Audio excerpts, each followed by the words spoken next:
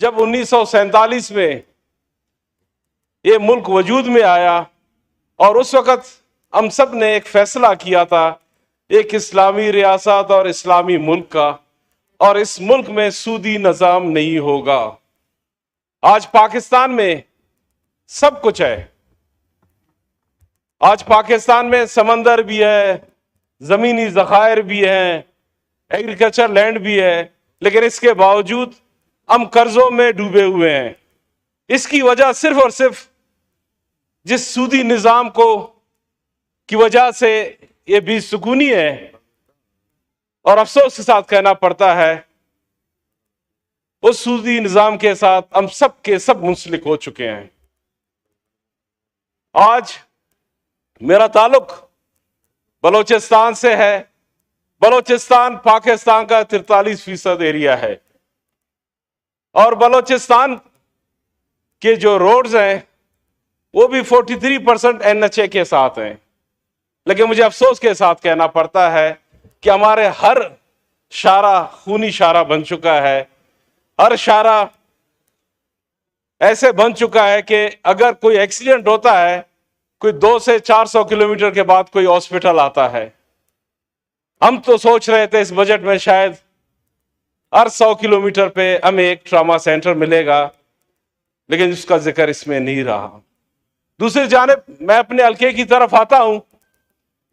حلقہ میرا رخشان ہے جو 4 ڈسٹرکٹس پہ منسلک ہے، جو ہم کہہ سکتے ہیں KPK کے برابر ہے۔ KPK میں اس وقت کوئی 45 کے قریب MNAs ہیں اور رخشان میں only 1۔ تو لہٰذا میں ضرور کہوں گا کہ جب اتنے بڑے حلقے سے ہمارا واسطہ اور تعلق ہے تو ہمارے حلقے میں کام بھی ویسے ہی ہونے چاہیے تھے۔ اس کی وجہ یہ ہے کہ آج میں فخر سے کہہ سکتا ہوں کہ ریکودک رخشان میں موجود ہے، اور ریکودک کے آسرے پہ ہم پورے ملک کے قرضوں کو ختم کرنے کے لیے نکلے ہیں۔ آج میں فخر سے کہہ سکتا ہوں سیندک رخشان میں موجود ہے، جس پروجیکٹ کی وجہ سے ہم پورے پاکستان کے قرضوں کو ختم کرنے کی بات کرتے ہیں۔ آج میں فخر سے کہتا ہوں کہ ایٹمی دھماکہ وہ بھی رخشان میں ہوا، چاغی میں ہوا، لیکن اس کے باوجود اگر دوسری جانب میں دیکھتا ہوں پاکستان کے ہر سیاسی پارٹی نے فلور پہ آ کے صرف اور صرف بلوچستان سے معافی مانگی ہے، عملاً کوئی کام نہیں کر سکا۔ آج ہم یہ کہہ سکتے ہیں کاش اس بجٹ میں ہمارے بلوچستان کے اسٹوڈنٹس کے لیے 10,000 اسکالرشپس ہوتے۔ آج اگر ریکودک بن رہا ہے اور ریکودک میں کام کرنے کے لیے ٹیکنیکل بندوں کی ضرورت ہوگی، تو کاش میرے بلوچستان کے ہر ضلع میں ٹیکنیکل سینٹر ہوتا تاکہ بلوچستان کے بچے وہیں سے پڑھ کے آگے چلے جاتے۔ اور دوسری جانب ریکودک سٹارٹ ہونے والا ہے، اگر ہو سکتا ہے، اگر ممکن ہو، ہم ہمارے بچوں کو بلوچستان سے باہر جتنے بھی ٹیکنیکل سینٹرز ہیں وہاں بھیجے جائیں۔ آج اس بجٹ میں کہیں بھی ہمارے نوجوانوں کے لیے کچھ نہیں ہے، اور بلوچستان میں صرف اور صرف مایوسی ہے، اور وہ مایوسی ختم ہو سکتی ہے اس وقت جب لوگوں کو روزگار ملے۔ دوسری جانب ہمارے پورے رخشان میں اور پورے بلوچستان میں اس وقت صرف اور صرف 3 گھنٹے بجلی ہے۔ ایگریکلچر اس ملک کی ریڑھ کی ہڈی ہے، اس بات کو یہاں سب نے رٹ لیا، سبھی کہتے ہیں، لیکن سورس پانی کا ہمارے بلوچستان میں صرف اور صرف بجلی سے منسلک ہے۔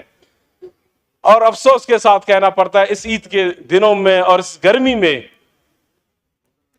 صرف اور صرف 3 گھنٹے بجلی، اور لوگ جو ہے نا روڈوں پہ بیٹھے ہوئے ہیں۔ جناب اسپیکر، ان معاملات کو، اور خاص طور پہ بلوچستان کے اگر ہم دوسری جانب جائیں ہمارے بارڈرز پہ، آج ہمارا تفتان بارڈر ہے، ماشکل بارڈر ہے، یا ہم کہہ سکتے ہیں ہمارا جو گوادر کا سی پورٹ ہے، اگر یہاں ہمارے بزنس مینز کو ریلیف ملے تو ریونیو اچھا خاصا بلوچستان سے پاکستان کو مل سکتا ہے۔ لیکن افسوس کے ساتھ کہنا پڑتا ہے کہ ہمارے اوپر وہی ٹیکسز ہیں جو کراچی میں رہنے والے پہ ہیں، ہمارے اوپر وہی ٹیکسز ہیں جو اسلام آباد میں رہنے والے لوگوں کے اوپر ہے۔ پانی ہمارے پاس نہیں، بجلی ہمارے پاس نہیں، روڈ ہمارے پاس نہیں، اسکول ہمارے پاس نہیں، ہیلتھ فیسلٹیز ہمارے پاس نہیں۔ لیکن ٹیکسز ہم سے مانگے جا رہے ہیں جو لوگ اسلام آباد، پشاور اور کراچی میں رہتے ہیں. میں نہیں کہتا ان سے نہ لیے جائیں یا ہمارے لوگوں سے نہ لیے جائیں. ہمارے لوگ، اگر میرا ایک ٹیچر اس کی پوسٹنگ اس کے گھر سے دور ہوتا ہے تو 300 کلومیٹر کے فاصلے پہ ہوتا ہے، لیکن اس کو بھی پے وہی ملتی ہے جو باقی لوگوں کو مل رہا ہوتا ہے.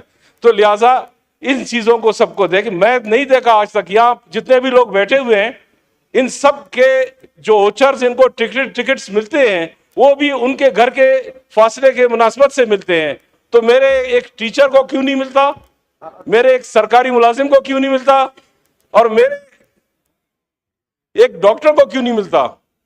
تو لہذا میں کہہ سکتا ہوں، اور میری امید ہے اس ایوان سے جو ہمیشہ بولتے تو ہیں کہ ہم بلوچستان کے ساتھ ہیں، لیکن میں یہ بدقسمتی ہماری، ہم بلوچستان کے یہاں صرف اور صرف 17 لوگ موجود ہیں. ہم 17 اس ایوان کا مقابلہ نہیں کر سکتے ہیں، لیکن اس ایوان سے ہمیشہ ہر پارٹی کی طرف سے سننے میں آتا ہے کہ ہم بلوچستان کے ساتھ ہیں. تو خدا را اگر واقعی یہ ایوان بلوچستان کے ساتھ ہے تو بلوچستان کے ایشوز پہ ہمارے ساتھ ہوں. آج ہم کہہ رہے ہیں اور آج ہم سن رہے ہیں کہ جی کوئی 45 ہے، کوئی 47 ہے، کوئی 48 ہے، کوئی جو بھی ہے. میں اتنا ضرور کہوں گا، جو لوگ یہاں آئے ہیں، جو یہاں موجود ہیں، ان سب پہ فرض بنتا ہے اس ملک کے لیے، اپنے حلقے کے لیے اور اپنے وطن کے لیے اپنی قربانی دیں، اور اپنے وطن کے اور اپنے حلقے کے رائٹس اس ایوان سے لے کے چلے جائیں. آج پاکستان کا ٹیکسز پہ ہر طرف بجٹ میں ہم دیکھتے ہیں filer non filer, filer non filer.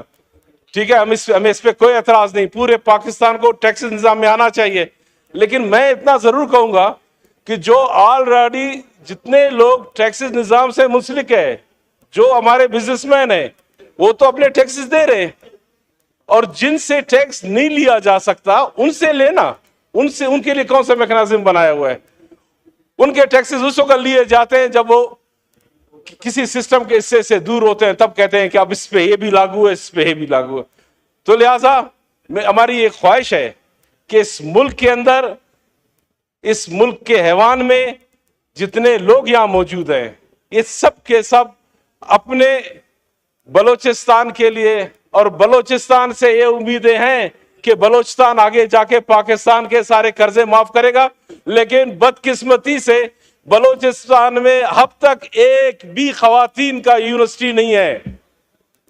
کہنے کے تو بڑی بڑی باتیں ہوتی ہیں، اور آج پیپلز پارٹی نے بھی حکومت کی، نون لیگ نے بھی حکومت کی، پی ٹی آئی نے بھی کی، لیکن بلوچستان کو ایک بھی وومن یونیورسٹی نہیں دے سکے. اور سب کے سب بلوچستان سے معافی ہر پارٹی اس دن مانگتا ہے جیسے اقتدار میں آتا ہی پہلا معافی وہ بلوچستان سے ہی مانگ رہا ہوتا ہے. تو لہٰذا ہمیں معافی کی ضرورت نہیں ہے، جو ہمارے رائٹس ہے خدا را وہ ہمیں چاہیے. آج بلوچستان کا ہر نوجوان اس راستے پہ چلا ہے، اس راستے پہ چلا ہے کہ جس راستے پہ وہ خوف ہمیں لگ رہا ہے کہ خدا نہ خواستہ ایسا نہ ہو کل کے دن ہم سب پچھتائیں، یا اللہ ان لوگوں کو ہم دوبارہ کیسے لائیں. تو لہٰذا ہماری ایک خواہش ہے کہ بلوچستان کے اسٹوڈنٹس کو پرائرٹی دیں، بلوچستان کے اسٹوڈنٹس کو پنجاب، سندھ اور کے پی کے یونیورسٹیوں میں پڑھائیں. ایک اچھا، پیارا اور خوبصورت سا بلوچستان کا چہرہ آپ دیکھیں. تو لہٰذا آپ کا بہت شکریہ، اللہ آپ کو عزت دے، آپ نے وقت دیا، اور امید ہے کہ یہ ایوان بلوچستان کا ساتھ دے گا. شکریہ. سید عبد القادر گیلانی صاحب.